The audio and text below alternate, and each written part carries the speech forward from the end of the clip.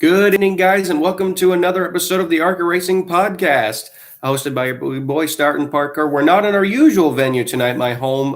As of course, if you guys have been checking my timeline, I am in Kansas. I'm in for the ARCA race, and we're going to work with Brad Smith. I am the crew chief listed. We're all going to have lots of fun. I'll explain all of that when we get to our Kansas portion of the show.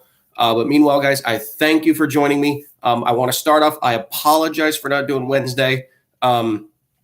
If you guys can hear still me talking a little funny, I've been struggling with some sinus issues all week, which, it's been a long week, guys. But anyway, I'm happy to do the podcast here, even if we're in different venues, of course. Follow me on social media at Startin Parker. Follow good friends ARCA Racing at ARCA_racing. The man himself, my boss, the best, Brad Smith at Driver Brad Smith. The last car, Bad has himself, Brock Beard at Last Car on Brock. And the best NASCAR historian I know, Nascarman_RR. All my friends that make this channel and a lot of what I do on here very possible. So anyway, guys, we're going to talk about Kansas, but I also want to get Nashville out of the way because that's kind of that was my main topic of today, was going to be talking about the Nashville and honestly what I think at this point the East Series should be. I was a little excited about the entry list going into Nashville, but then I kind of thought, we have a lot of starting parks on the list. I looked at the entry list and I'm like, looking at this right now, I know the 06, the 48, and the 12 we're going to pull in early. It was pretty obvious, So that would take us down from 17 down to 15 full race cars. But unfortunately, we had some withdrawn entries. The 49 of Ashton Higgins withdrew. The 22 of Matt Wilson withdrew technically. Instead, that effort and the CCM pit crew was transferred over to the 10 of the Fast Track Racing team. So although the car was from Andy Hillenberg, the actual pit crew and team was actually from the CCM Caudell Racing Group. And it's great to see that Caudell will be racing this weekend at Kansas.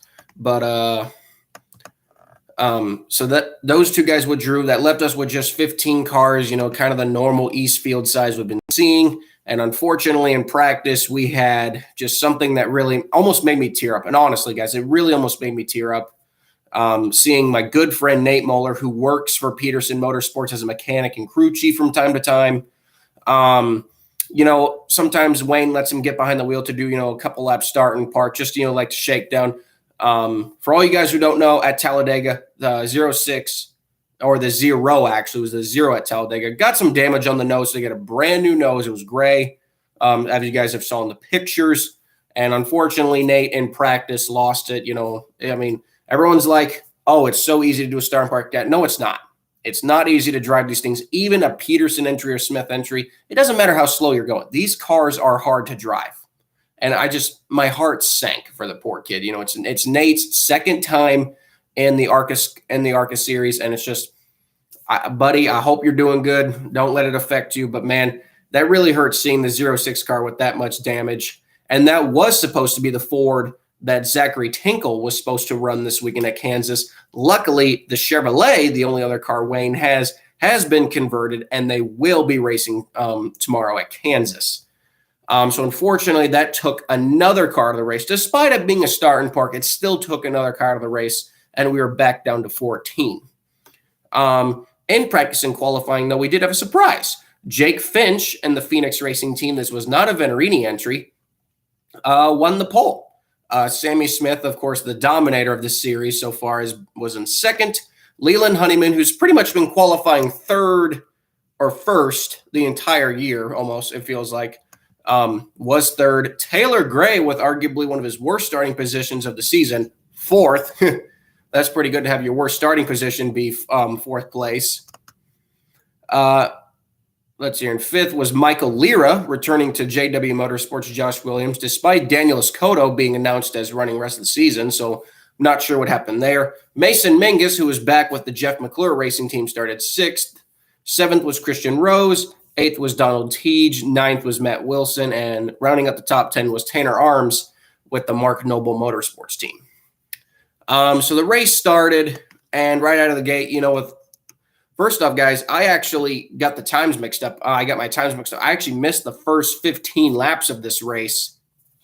So it was kind of hoping I didn't miss anyone pulling off, and nobody really did pull off until lap 22. The 12 of Tony Cosentino, who's kind of the start and park guy next to Tim Monroe for Fast Track. He pulled off pretty early after 22 laps. 5 laps later, Brad pulled off. Those were our net 2 start and parks for the night. So that left us with just 12 cars on the track just after lap 30. And man, even on a half mile like Nashville, 12 cars, man, it's just really noticeable. And it's not really that good when you have, Jake and Taylor, not Jake and Taylor, Jake and Sammy, sorry. They're in their own group. Then you got Taylor going. Then you got Leland, and then you got your 5th through 7th, and then you got your stragglers. And it's kind of like the same thing lap after lap after lap. And that's my only problem with the short fields. We can put on a good show, but when the cars are so differently matched, that is where I can see some of the problem, and why I always try to defend these ARCA races, but I will go on record in saying that this race was no good. I hate saying that. Absolutely hate saying that, because you guys know I'm a supporter of this series so much. But this East race at Nashville was no good whatsoever. It was not. We had some good moments, but the race itself was not very good. So the one of Jake Finch pulled out to an early lead, but didn't pull away. The 18 of Sammy Smith basically was on his ass the entire time. He was on his ass pretty much the entire time. 44 laps into the race, the 18 finally got the number 1 up the racetrack and got past him, and basically never looked back. The number 1, once he got past, it was that classic case of, you're trying to hold off to keep the lead, but once you get past, there's no way you can keep up. And sure enough, that just was not the case. Number 1 could not keep up. Even Taylor Gray, and I also would like to wonder if this was the case of the Mustang body.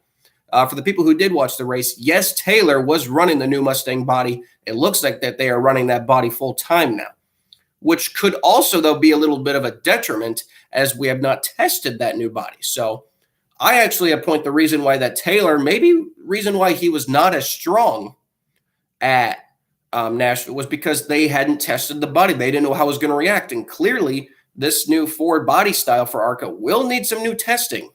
I wonder if ARCA will allow a team like DGR, maybe not with Taylor, but with a different driver, maybe David himself, to go out and do some testing with this body just to make sure all the kinks are correct. And meanwhile, the lap cars, they were just getting lapped left and right. I love Ryan Roulette, but man, he was going pretty slow. I think that's just because he didn't want to wreck the car. It's a classic case. You don't want to wreck the car. You don't want to wreck Andy's car. Andy's had a tough year as well. And so you don't really want to wreck any equipment. So I can understand if Ryan was just really taking it easy. At the end of the day, you're happy to be there. You're happy for the opportunity, and you just don't want to wreck a car. So I can understand why Ryan was slow. It would have been nice if he went just a little bit faster, because I know that car that he was driving was a little bit more capable of was a little bit more capable of more speed. So yeah, by this point, 90 laps in, coming up to the first break at lap 75, Sammy had pulled away to a pretty decent-sized lead. 3-second lead on a half-mile short track, guys. That just tells you how far ahead he was. And they really didn't make any adjustments. They just simply changed 4 tires and got him back out there.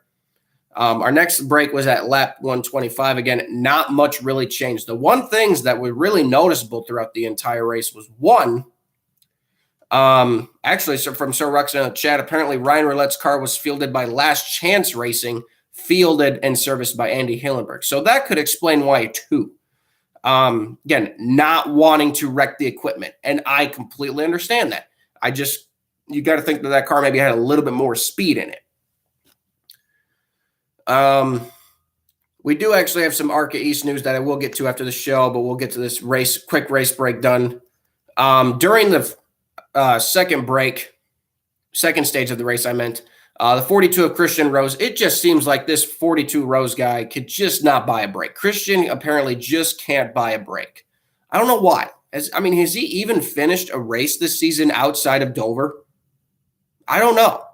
Yet another DNF for the car stuck in gear, which I think was the same problem that affected them at New Smyrna.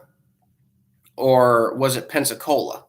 I'm not sure, but it's been a rough year for the Bruce Cook Racing Team and Christian Rose, who's in his real first year. Again, guys, I'm still recovering, so I'm sorry if I'm coughing so much. So then we had Stephanie Moyer, who, again, poor Stephanie, she's had a rough tenure this year as well. She finished a single race this season, pulling up the results of the E-Series so far this season. She did finish New Smyrna, but she's failed to finish the last 3 races. And, man, I tell you, that's a little sad to see because I know Stephanie has talent. And it's just the unfortunate part is Andy just doesn't have a lot of funding to get into that car. Because I do believe Stephanie could be a good talent if just given the chance, obviously. So those 2 cars were out by lap 100, and unfortunately, it's just by that point, we were down to just 10 cars in the field. And, man, like I just said, even 10 cars on a half-mile track, just what they're so spread out, you just can't put on a good show. It's just that simple. You can't. Unless you're at a short track, where they're so close together or so evenly matched, it's just not going to put on a good show. And it really wasn't, with all due respect. It was not, The 1 and the 17 and the 02 could hang with the 18 for about 3 laps, and then the 18 would simply just pull away. It was kind of textbook every single restart. By that point, the 11 was getting lapped. The 10 was getting lapped a lot. Even the 74 of Donald Teague, this was not Visconti's best performance.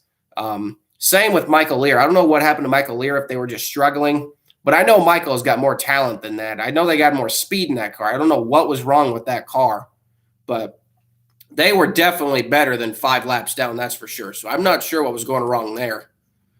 Tanner Arms actually was running very competitive speeds. He got the free pass on what was to be the only caution of the race when the 10 of Matt Wilson spun on the backstretch. That effectively put him a lap ahead of the field, basically guaranteeing him the 6th place finish.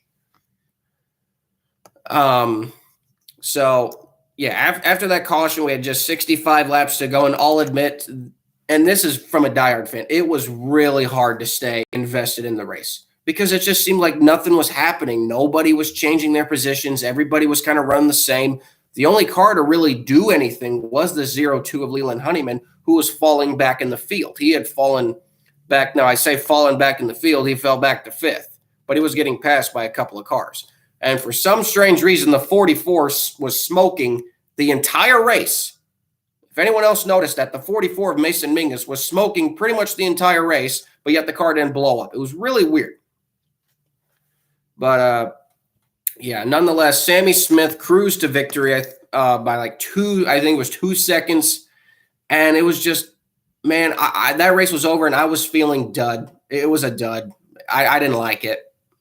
And I hate saying that. I always try to bring the positivity on this channel for the ARCA series. But, man, if I'm telling you that this race was no good, it was no good. I struggle to find someone who could find positivities with this race. Should it be the last standalone East event? Yes. Do I know the answer, what the answer should be to helping the East series? Unfortunately, I couldn't. The only say is merge. But even like I said, I've heard from a lot of people that really wouldn't help anything too. I don't know what to do with the East series, but something has to change. So Sammy Smith cruised to victory. Jake Finch finished 2nd. Taylor Gray got up to 3rd. Mason Mingus, albeit still a good run in 4th. Leland Honeyman was 5th. Tanner Arms was 6th. Michael Lear was 7th. Donald Teague was 8th. Matt Wilson was 9th, and Ryan Roulette was 10th. The only 10 cars that were still left running on the track. Only 5 cars finished on the lead lap. Guys, 6th place should not be 3 laps down again. That's just another thing that kind of bothered me. 6th place in a race should not be that many laps down. 10th place in the race should not be 18 laps down. You guys are wondering about the payouts for this race. I did go over them on the last week's show. $12,100 with all the contingency awards, $4,600 for second, $3,550 for third, And last place with 14 cars running with the $200 bonus from Flow Racing. Last place in total, 14th, paid $1,400. The point standings after this race for the East standings are as this. Give me 1 second to pull them up, guys. Bear with me. The hotel's a little slow. Sammy Smith is obviously still leading. Re-extends his point lead back up to 9 points over Taylor Gray. Leland Honeyman is third. Christian Rose is fourth. Those two are eliminated from the championship. At this rate, there is no way that those guys will catch them. It's a 2-horse race. Stephanie Moyer is in fifth, 52 points behind. And our man, Brad Smith, who at this point will run the entire East season, is currently listed 6th in points. Jake Finch is 7th. Donald Teege is 8th. Daniel Escoto is 9th. And Willie Mullins, who was sitting 5th in points, is now down to 10th in points. Sitting at 11th in points was Steve Austin. Now, I was contacted by Steve Austin, who has told me that he is no longer with the CCM racing team. The 22, like I said, obviously was withdrawn from, the last East event. He is starting a brand new team. I believe it had the same team name as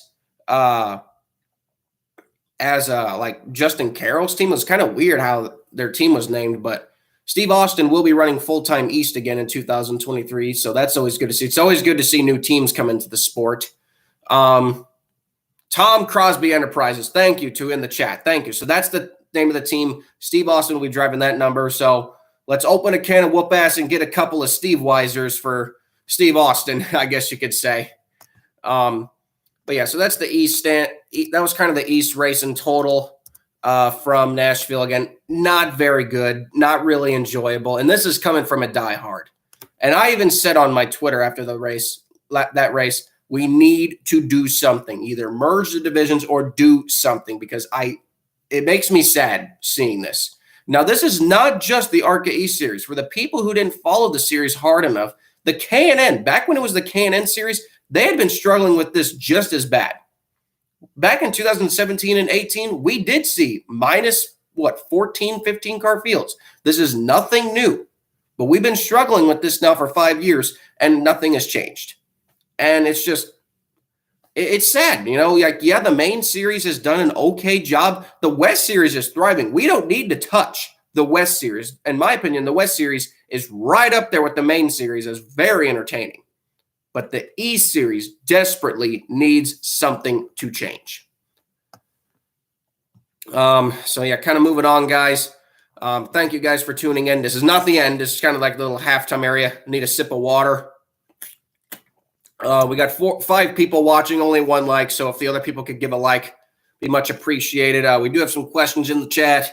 When Sammy Smith turns 18 and can run the rest of the ARCA Menard Series season, do you think he'll be a candidate for both titles? Unfortunately, he will not, because after every, I think it's 5 races, ARCA gives out a 50-point bonus. And due to Sammy not missing 4 races, he will not get that 50-point bonus, and therefore will have no shot at the championship. So while he might win the East championship, Sammy Smith, I don't care how many times you guys say it, he logistically has no shot at the championship in the main division until next year, pending that Sammy Smith even runs ARCA next year. We might not see that team in ARCA next year. Sammy, by that point, will have plenty of ARCA starts. We could see Sammy in trucks next year. We really could. That's kind of that. West Series has struggled with car counts this year as well. Yes, but I'm kind of letting the first couple races kind of see what happens. I'm curious at the next East race at Portland, see how that does. Definitely expect some Xfinity drivers in that West race at Portland. I've already been hearing that a couple of Xfinity drivers will be running that race to get some extra laps. So this week at Kansas, again, we have Kansas, guys. The bigger portion of this review. First off, some other news to report on. Cliff Hamm, a former ARCA Menard Series driver, unfortunately passed away at 84. So thoughts and prayers are with the Hamm family. Always hate to see a driver lose a driver. And I think it's just safe to say, for a lot of fans like us, for you and me, who are young in this sport, a lot of guys now from the 60s, 70s, and 80s, They're now in their 80s. And I'm telling you guys, just be ready. It's going to be a rough decade. We're going to lose a lot of good people from the racing family this decade, I feel like. But Cliff Hamm, again, rest in peace. It's like I said, it's always sad to see. He ran out of his own shop in Indiana. He won the 1968 Rookie of the Year honors the same season that Benny Parsons won his first championship. His best finish in points was 7th, 26 top 10s and 10 top 5 finishes. Didn't appear that he won a race, but nonetheless, another independent. And man, any independent that's ever been in racing, we all have that respect for them. So it's sad to see another legend die. And Cliff, from all of us here, I'm sure everybody watching and from all of us at ARCA, rest in peace, man. And for everyone else who's passed away in ARCA, you know that they're racing up there in heaven. So Cliff Hamm, God rest your soul, bud. We're going to miss you. So transitioning over to Kansas, we do have some last-minute news to report today that does involve Kansas. Daniel Dye has been reinstated. The 43 team did place an entry. However, they did not place a driver. So that told you guys that really up until today, they had no idea there's an established champion. So, yeah, I was really curious on who might drive, but sure enough, we got the announcement. Daniel Dye will return to the 43 team this weekend, and I'm really happy about that. Some people are up in arms about it. From my perspective, I'm just happy we're going to get a championship battle, but some people don't like it. And you know what? You guys can have your own opinion. I'm not saying you guys can have your own opinion. I have my own opinions about it too. I don't like the whole situation on how it all went down. I agree with that. The whole situation regarding this, it just tells you high school is high school in this day and age. But anyway, Dye is back. And he'll definitely be a winning contender for this weekend for sure. Will Kimmel is back running his first intermediate in quite a long time.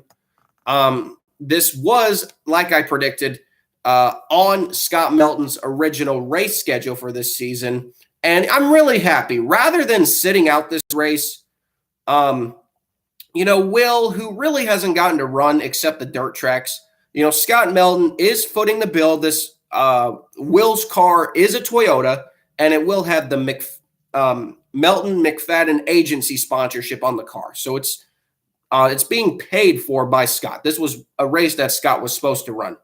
And I'm actually really excited to see how Will does, because we really haven't seen Will race on an intermediate, 3 or 4 years? It's been a long time. And I'm excited to see what Will can do.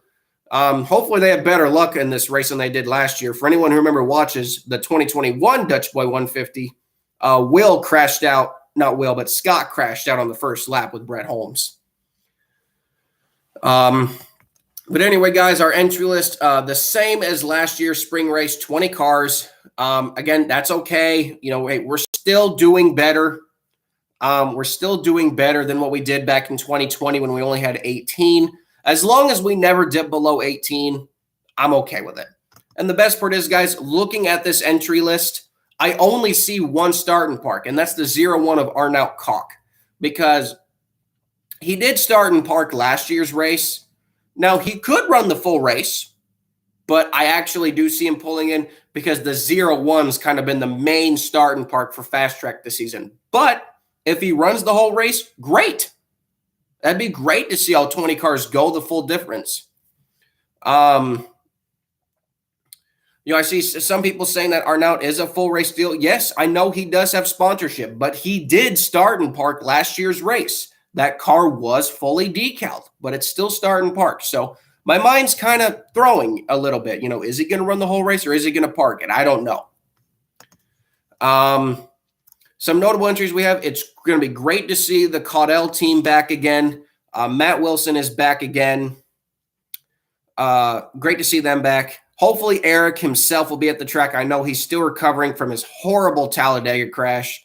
If he's there, I'll definitely get a picture with him. But if he's not there, always, again, sending more well wishes to Eric. Man, at his age, 54 years old or 55, whichever one it is, that's not a good crash to be taking at that age. So And unfortunately, yes, guys, that car was totaled. It's junked.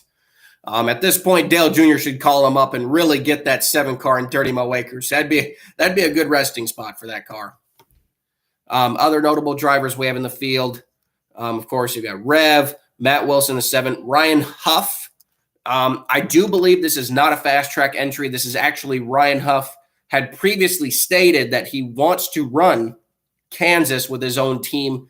I do think it's kind of a smarter decision to run with your own team using an established team number.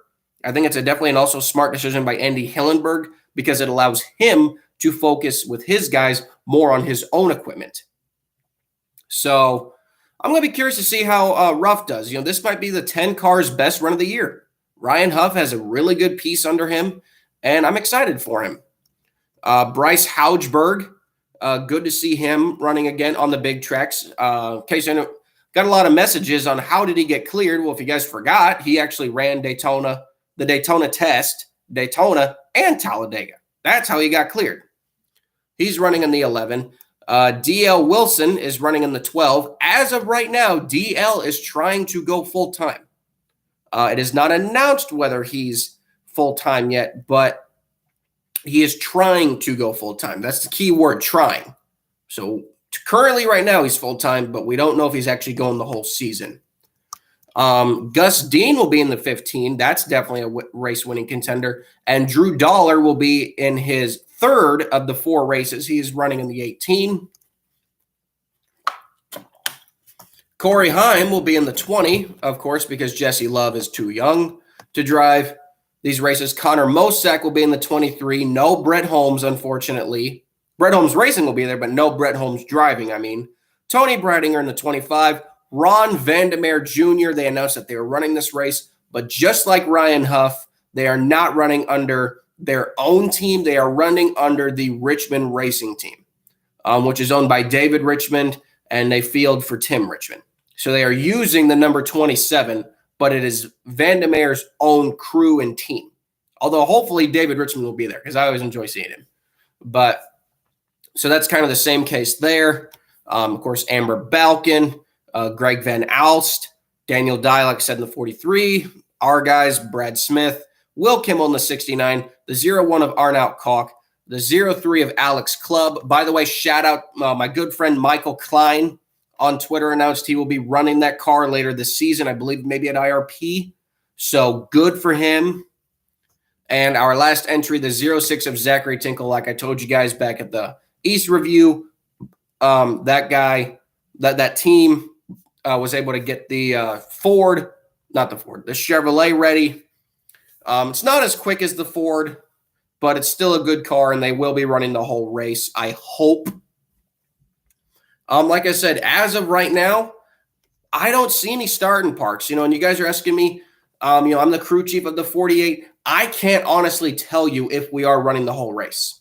I can't. I hope we are, but it's at the end of the day, that's all down to the boss man, Brad. That's all down to him. I have no control over that. Obviously, guys, I would love to run the whole race, but right now, guys, I can't honestly tell you if we are or not. But a good field, last year's 2021 Dutch Boy 150 was kind of hard to watch, and I was there. I was the spotter for Brad. I remember quick little story, guys, before we get back on track. 2021 Dutch Boy 150, for anyone who watched, remember, Ty Gibbs was just unbelievably fast. He was actually a half a second quicker than the field per lap. It was quite amazing, honestly, to see just how fast he was in those cars, even compared to Venerini. We lost Brett Holmes and Scott Melton on the first lap. Then we had the 01 pull in. We had the 11 pull in. And unfortunately, after 23 laps, the motor was letting go on Brad's 48 car. So we had to pull in, unfortunately. And by that point, it only left 15 cars. And just like you compare the same thing from East,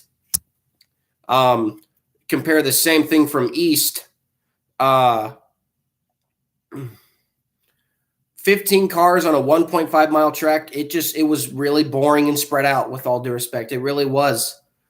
Ty Gibbs cruised to an easy victory by 3 or 4 seconds over second place. But I'm happy to say, guys, I really don't think that's going to be the case. I've seen a lot of people tell me that, and I wholeheartedly agree with them. Drew Dollar, he's not Ty Gibbs. I would easily say we got a lot of contenders for this race, man. I honestly cannot tell you.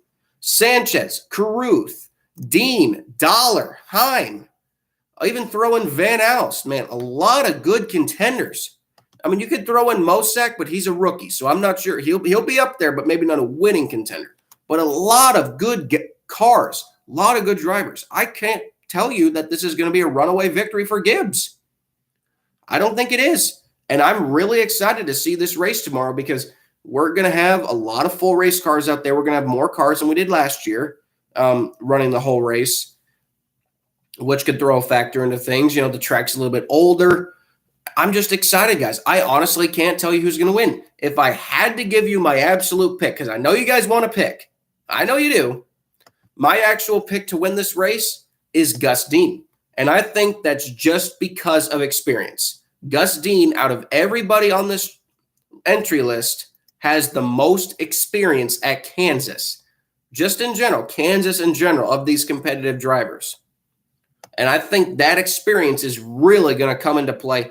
And I think it's going to get him and Venturini a win. So that's my personal pick, if you guys wanted to pick for me. Yeah, I know you guys would say, I know a lot of people said, well, Corey Hamm. I mean, that's what I mean. Yeah, Corey Hamm. The 20 car is, you could say, is the star car. But I'm going to go with experience. I'm definitely going to go with experience on this one. That's why Gus Dean is my pick, because he's been racing there for over, 5 years? Got a lot more experience. He already knows his braking points. He knows the tires will wear out. I think experience will prevail. In case you guys are wondering about payouts, the great news is that the Flow Racing $200 bonus to each car will actually go to each car. With only 20 cars entered, every car in the race will get a $200 bonus added to their purse money, which actually then would make last place 20th. It's currently listed at $1,550. It would actually be $1,750. So I guess you could say, in a lot of ways, that's pretty good. It's still not really that good, but hey, an extra $200 for teams like Smith and Peterson, and I'll even throw in Hillenberg, is always good to hear. Anytime they can get some extra money. The top three finishers with contingency awards, first would be $19,125, second would be $8,700, and third would be $5,400. Fourth place is $3,000, and fifth place is $2,500. Now, yes, don't complain. These have been the payouts for a long time. Do they suck? Yes. Do we deal with them? Yes. So yeah, that's kind of my race pick. The standings for this weekend are still very close. Like I said, it was good thing that Daniel Dye came back, because he's second in the points behind Raja Carruth by just 1 point. He's so close. Raja's leading by 1 point over Dye. Sanchez is behind by 4. Parker Chase, who is not entered this weekend, is in 4th. Theoretically, guys, if you want the full timers that I can give you right now, Sanchez is in 3rd. Tony Breidinger would be the next full timer, so she's technically 4th. The next full timer is Amber Balkin, who would technically be 5th, and then the next full timer would be D.L. Wilson, who's technically in 6th. So that's kind of the way it's going right now, guys. Again, the other guys kind of not running full time. It would take a good probably 10 to 15, maybe even 10 to 15 races to really see where these guys are going to shake out in the championship. Anyway, guys, we're 35 minutes in. I thank you for joining me, but don't go away yet, guys. Don't go away yet. We recently hit a big milestone last week, guys. I cannot thank you guys enough for your support. You guys have been there with me since, a lot of you guys have been there with me since the beginning. We reached 250 subs last week, and I hold my part of the deal, man. We are now at 260 subs. Again, guys, we're going to be doing quarterly giveaways. Our next giveaway will be at 500 subs. You have my word on it. And I have me right here, right here next to me, the prizes, and I'm going to announce the winner in about a minute or two. So we recently hit 250 subs. We're now at 260. Keep liking and subscribing, guys, because I want to get this channel the best it can. I want to get ARCA more exposure. But I'm proud to announce that the winner of our 250 subscriber giveaway is Tyler Head 18. So if Tyler Head 18 is watching this, you have won a Tony Stewart 2016 Sonoma Race Win 164 scale diecast, a Robert Height, I think this is a funny car, and a Cure Cancer promotional 2017 diecast. I promised you guys, men on card. These have not been played with because I'm that kind of collector. I'm the kind of collector who likes to hang these on the wall, rather than play with them. But Tyler Head 18, if you watch the show, reach out to me on social media, DM me your address, and I will gladly get these prizes to you as quick as I can.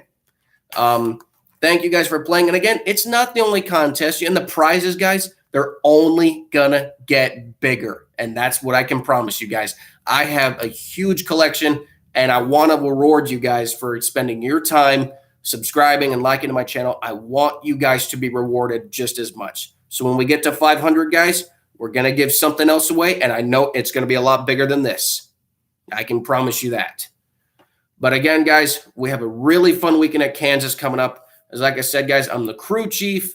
I'm really excited for this weekend. Follow the Start and Park account, guys. I'm going to be posting on there nonstop. We got interviews with Brad. I want to try to get an interview with Wayne. Just a lot of fun stuff is coming up this weekend, guys. And I really want you guys to join me on the Start and Park account, following live. I even got something special, hopefully happening for the truck race. A lot of fun stuff, and it can't happen without all of your support. I thank you guys so much. You guys really just, again, I say it every episode because I have to say it every episode. You guys are the best. And like I said, this prize is just the start. I want to keep giving back to you guys because I love you guys so much. Anyway, guys, like and subscribe this video. Check out the other videos. I love uploading all these random old videos that I've been finding, these old qualifying videos, crashes, interviews. Check them all out. Onboard cameras. Check them all out. Enjoy it. Have some fun with them. And anyway, guys, we'll catch y'all tomorrow. I got to actually hit the sack early because, a lot of people say that these are vacations. They're not. I got to get up at 4. Credentials open up at 5:30, so I'm going to have to go to bed early tonight. Yay. Everybody loves going to bed early on a Friday night. But it's going to be a long day. I'm going to start taking pictures early. So, yeah, again, guys, just cannot say enough for your support. It means so much. And keep supporting ARCA. The East Series, I don't know what they're going to do about it. I'm going to continue to say it's something that got to change. The main ARCA series, I think we're in for a good race. I'll just say this to end the show. If we can't predict the winner of an ARCA race, that's a good thing. We can all agree on that. That is a good thing. If we cannot really definitively pick a winner, that means you should tune in because now you don't know. And that's what I like to see out of this series. I don't like seeing where we already know who's going to win, and we're just kind of watching to see what else happens. We don't know who's going to win tomorrow, and I like that. Anyway, guys, again, thanks for watching. We'll see y'all tomorrow. Have a great rest of your Friday night. Don't do anything too stupid now. And again, guys, take care. Love y'all. Good night. And Tyler Head, remember to reach out to me. I want to get your prizes out to you as soon as possible. So long, guys.